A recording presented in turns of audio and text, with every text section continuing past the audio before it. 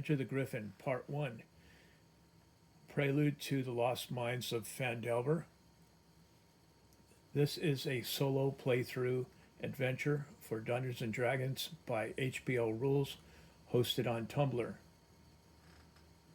Enter the Griffin, Part 1. Neverwinter's Protector's Enclave, a place of law and order compared to the docks or river districts.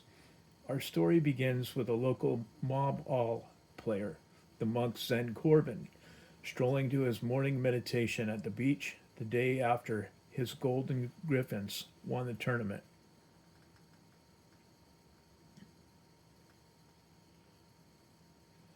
Enter the Griffin. Zen Corbin thinks back to his winning play as he travels the quiet morning streets to the dock. He reached the goal because he follows the way of the open hand, but he used his key power to score, as well as heroic inspiration.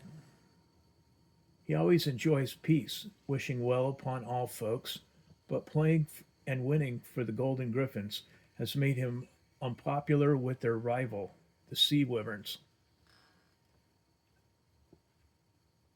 The new local competition is a civilized move away from arena fighting, but moving a stitched leather ball between goals turned out to be as violent as any other sport, and that's just during the game.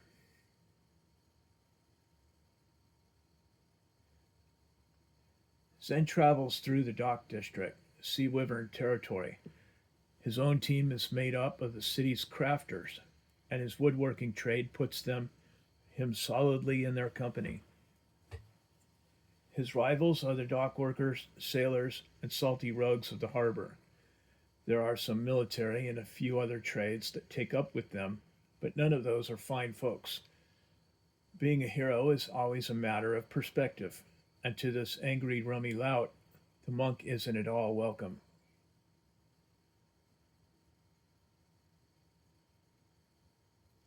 Zen drops his pulse with slow breaths, listening to the quiet dawn at the Broken Anchor Inn, which is almost silent but for this mugger. The rough man steps up with bravado and sneers. "A griffin in the Wyvern docks," he taunts as recognition comes to his blazing eyes. "Are you mad? That's your last mistake, Sonny Jim." Zen bows his head and salutes, slowly lowering his staff out of sight. "I wish you peace." It was the only response to aggression that his sect, the Sun Temple, allowed to be spoken. He actually meant it, but this blighter paid no mind to his chance to walk away. With the threat still heavy in his voice, he chides. "You're a monk, eh? What's the style you'll be losing with today?" After a moment of silence, the Griffin champion answers with a hint of good humor. "It's the art of fighting without fighting." The Wyvern player cackles derisively. "Ah ha ha ha! That just sounds like you're afraid to fight me." Holding his salute in place, Zen Corbin affirms his blessing. "Peace to you."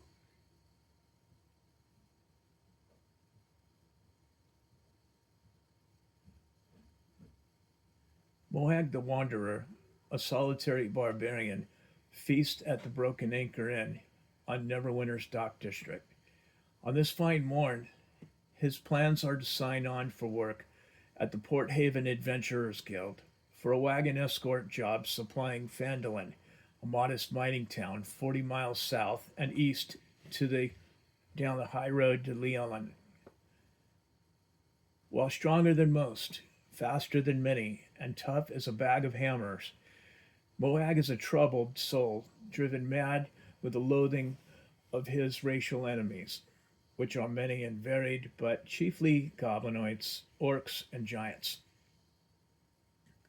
He attacks with abandon and fury, and then his strength matches his passion.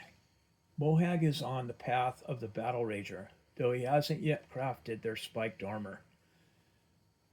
This tavern is the last in the roughest part of the docks that still serves him, his last chance to not use the furnishings as weapons, and he's gotten extremely primal of it as late. He just needs an excuse to go, and he'll go big enough for all of the ver big giant kin that leveled his village while he was delivering ore for his forge, dooming him to a life of mayhem and battle lust.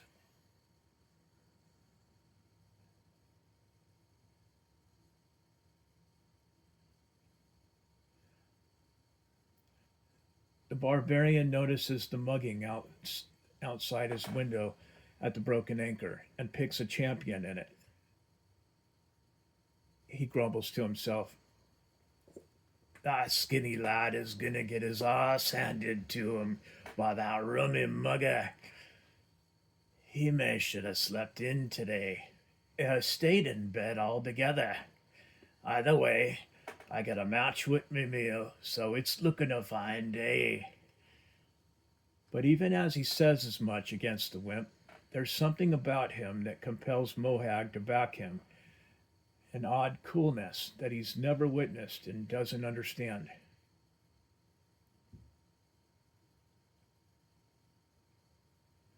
Nix Ningle and Veneer Lariam are night owl adventurers at the Broken Anchor Inn, closing down a long night of celebration of red wine and dark ale, a half eaten spiced goose, and baked yams on a platter between them. They're keeping watch on the burly mountain dwarf near the entrance, who's made to sit apart from others for his rowdiness. The rogue and ranger cleric have traveled together locally for a couple seasons, and their team is about to expand.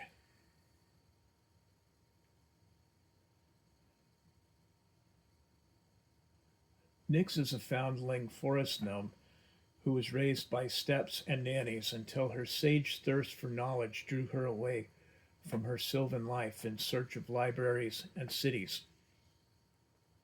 Her wild spirit became a lawless use of street skills as she and a few friends searched for New Sharandar. They found it and entered the Feywild through a Fey crossroad, the Great Oak in the Neverwinter woods. She was distracted by her group by an amorous satyr druid, but withdrew from him after a month for lack of reading and left on her own, returning to the portal back to Toril. Trekking unprepared along the north bank of the Neverwinter River, she collapsed on a moonless night near the wooded town of Night's Edge and was discovered by a ranger who heard her sobbing in anguish over withdrawal from the passionate Feywild environment, which is always a great shock and can potentially lead to madness. The kind ranger approached her in the dark, greeted her in Elvish, and they chatted without a campfire in the old growth woods until sunrise. From there, they went to Neverwinter together and became close friends while she began an apprenticeship with a master burglar and then focused on the arcane trickster path, teaching herself the arcane studies for it. Her time in the Feywild later shaped her development with the sharpening of her mind to the highest brilliance possible for her experience. And with two spells she'd seen in popular use there, Misty Step and Animal Friendship.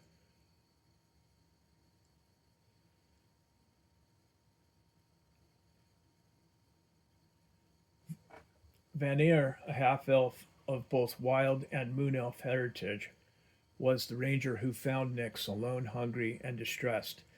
He saw her first with the umbral vision of his Gloomstalker training, the supernatural gift of that subclass. Upon arriving in Neverwinter, he visited the temple of Selûne, his goddess, and received the calling to serve as her arrow of the night against her favored enemies, the goblinoids and orcs who threatened the forests.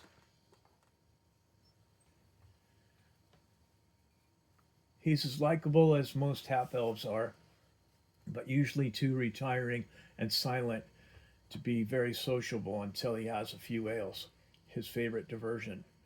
It's enough of a distraction that he can't truly find his footing in a city while he indulges, and he's grateful that the Moon Maiden is just as free spirited. In her service, he is a twilight priest, which extends his dark vision to the range of his longbow. Van, as he prefers to be called, has considerable skill with folk medicine and carries an herbalist kit. He's a hermit with the forest as his favored terrain.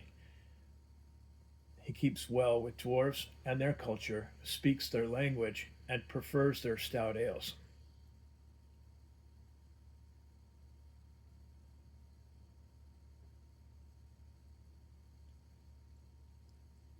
Nyx casts her Mage Hand Legerdemain cantrip and leaves it visible, a mad science green, to get Venere's attention.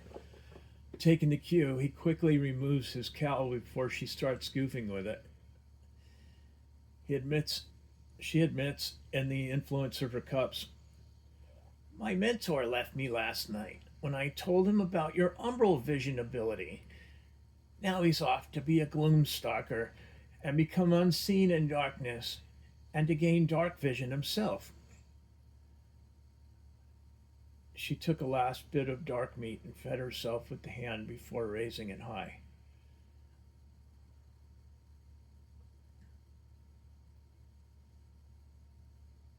Vanir lifts his holy symbol as Nyx tests her balance without regret and heartily exclaims, "Soluna's mystical glow, that's amazing. I, being a halfling, Hatchwork doesn't have that naturally, and there's very few creatures in the world that can see us by other means. Say, have you considered branching out to something a little more academic? You'd be a fine mage, and then we'd have it all covered. My bow and healing, your skills and arcane." The half elf knew his plan was the only one for his brilliant friend, as Nyx was running wild with the powers she'd been gaining since he met her. "Aye," Nyx answers candidly. "It's something I've always been drawn to, but there's another path to magic that suits me. It's much closer to what I already do, right in line with my style. And there's no better time for it than now, while I'm still young and beautiful." She watches her partner blush at her closing, knowing that her sharp sylvan features had captured his interest.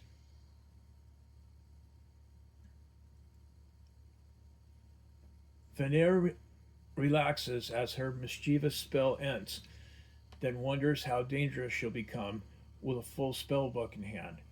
It had been a wild theater of card sharpening for their expenses through the autumn festivals these last couple 10 days of low sun, and he'd enjoyed the chance to protect his darling Fey Muse each night.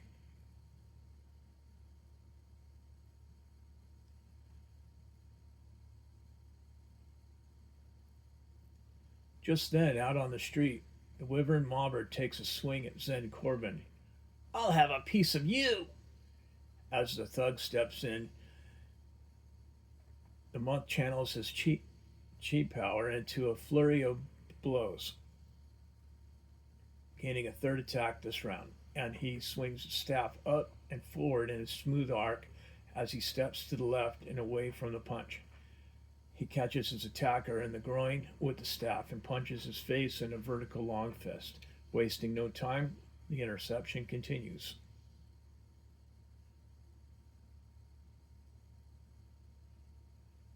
Zen spins his staff down and to the left, checking the man's right arm at the elbow and pulling him forward unbalanced as the monk switches his stance to the right, palm striking with his left hand to his opponent's jaw with the start of an energy vocalization. "Ki!"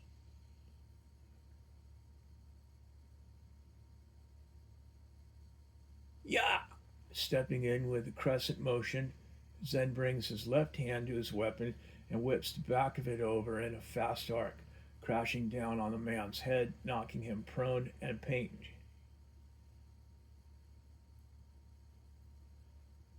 The Griffin collects himself as the wyvern sprawls on the cobblestones. Without fighting? He groans low. You fought? Yes, but you didn't, Zen replies calmly as his opponent blacks out.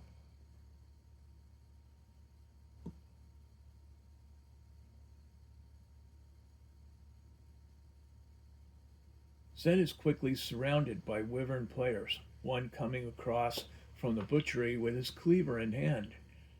With him is a pirate, certainly no surprise to this fell and motley crew. A drunken rank finishes his bottle and breaks it, and a huge squire in a gambeson coat draws his sword. The Griffin considers the serious techniques he'll need to stop them all as he steps clear of his first opponent's body with flowing crane like movements, surveying the threat of this deadly duel. Inside the broken anchor, Mohag watches from his table, and his ire is stirred by the wicked mobbing.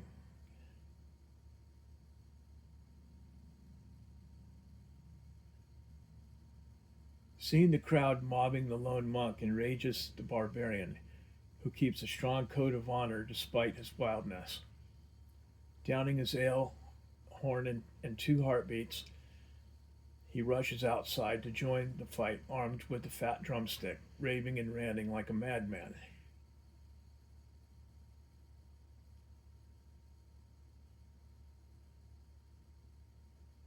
Moag burst out of the entry, swinging with all his raging might at the rake, smashing the meaty leg across his face.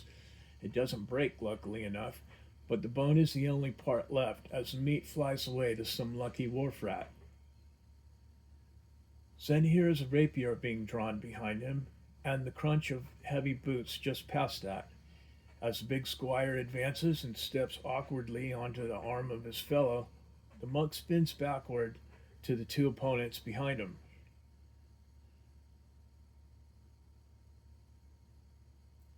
Mohag takes no notice of the condition of his weapon as he pummels his opponent, ending his win with a couple of ribs with a punch to the belly.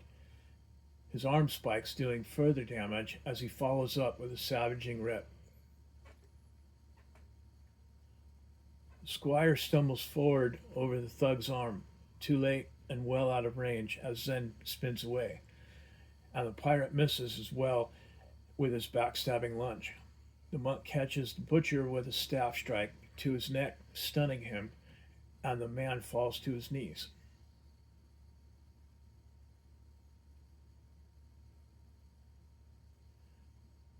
Mohag hooks the rake's arm with his drumstick bone and grabs his belt buckle with his left, then steps into a throw, and the man is flung at the squire.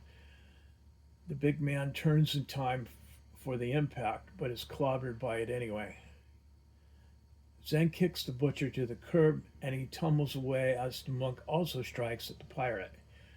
That opponent is a better match, and deftly parries the staff with his rapier.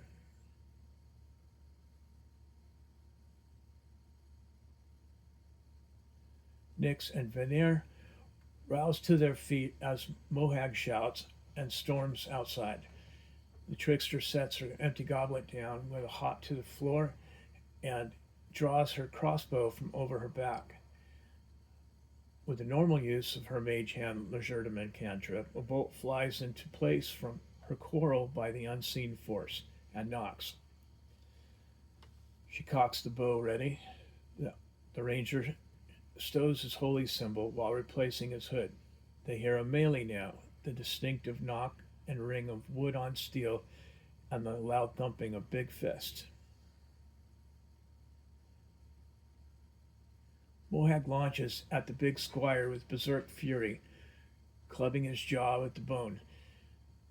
The melee becomes a fist fight as the squire drops his sword, and they exchange a few mighty blows, but nothing slows the dwarf who lives for battle.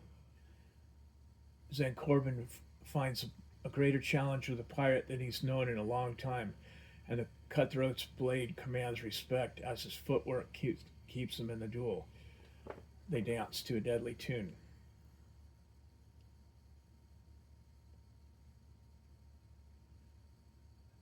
Nyx and Veneer enter the scene as the melee closes with Mohag crushing the squire as he insults the big man, his hot fury now down to a growling temper. Zen has outdueled and disarmed his opponent. The pirate runs off to get help. The rogue is shocked by how quickly the fight resolved as she and the ranger rushed outside and speaks quickly without an introduction. Well fought, fellows, but you mustn't overstay this. I can help you get away before they return with too many more. Shall we fly before the rest of them show? Having no options, the new party takes Nyx's lead through back streets and alleys that the others have never used, avoiding attention by anyone but a few homeless tramps, waifs, and urchins. Nyx pays each a copper for their silence, should they be questioned later, but she's also popular here. The four travel together, giving brief respects. I'm Nyx Ningle, a finder of wondrous antiquities, and this quiet fellow is Veneer Loriam, a gob hunter and a priest of Selune, the moon goddess, she reports, starting their conversation. Well met, all. The half elf gives a common Faerun greeting. I am Zen Corbin of the Sun Soul Temple, the monk replies with a respectful nod to them. Call me Mohag, the barbarian offers gruffly, recovering himself from his battle fury. They save any more talk until they arrive at a rustic inn on the outskirts of Neverwinter, far to the east of the waking metropolis.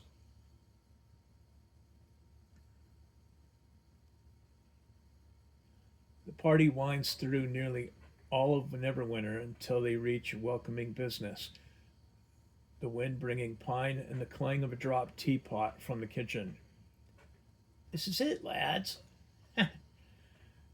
Nyx reports happily.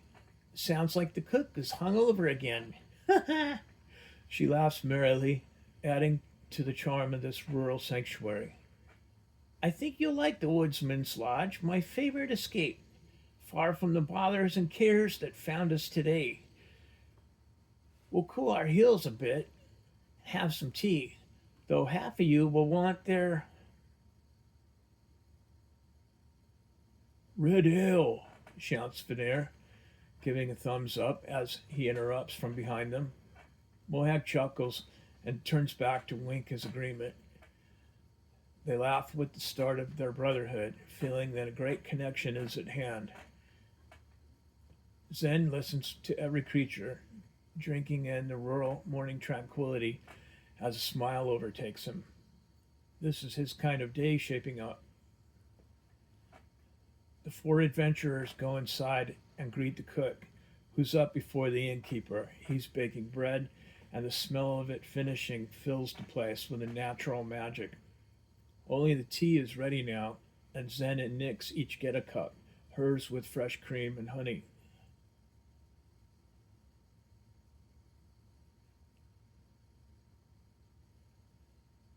The monk politely insists on using an old wooden bowl from his pack, and the trickster wonders what is so special about it. Could it be enchanted with purification properties? Her eyes note the chip in its brim, damage that doesn't usually happen to most enhanced items. Maybe it's an heirloom. She concentrates on sensing its magic. While they're waiting for their ales, Veneer follows Mohag to the hearth where there's a crackling fire is blazing. He draws forth his holy symbol, the Selune, and shows it to his slightly battered companion. It's a black field with the white outline of mystical eyes orbited by 7 stars, which begin to glow with a pale silvery blue light as the clerical healing spell is cast by a short prayer to the moon goddess. The divine illumination dances across dwarven chainmail, healing the bruised ribs underneath, and Mohag exhales loudly with relief. He's only had divine healing a few times, and so long ago that he'd forgotten the wonder of it. Zen watches it with total approval, his soul warmed by the goodwill of such a healing without any charge of payment. This is a good and humble fellow, he realizes.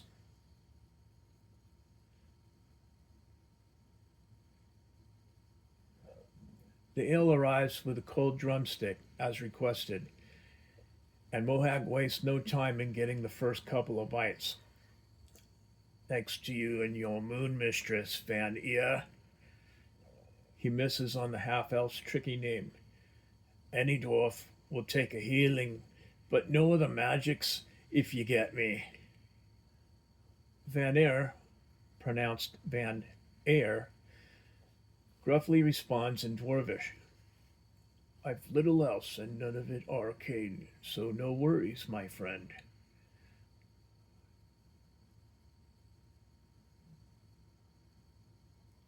Mohag's eyes fly open, wide with shock. Ye speak me people's tongue, a rare thing indeed. We'll travel well together. It'll be a treat to have me best insults understood. He raises his tankard in salute and takes a large swallow before continuing. There's a wagon escort job south to a mining town I'm signing on to today. Could use your help. I've worn out me welcome here anyway. He sets into his meal intent on finishing this one, which is far better without the fishy smell of the harbor ruining his day. Van Eer also feels at ease being in the outland region and slaps his bow to his cloak in a ranger's salute of agreement to the offer. You might call me Van Lar, if you like. Van Lar, aye, the barbarian agrees through a mouthful of roasted meat, crunching the names together.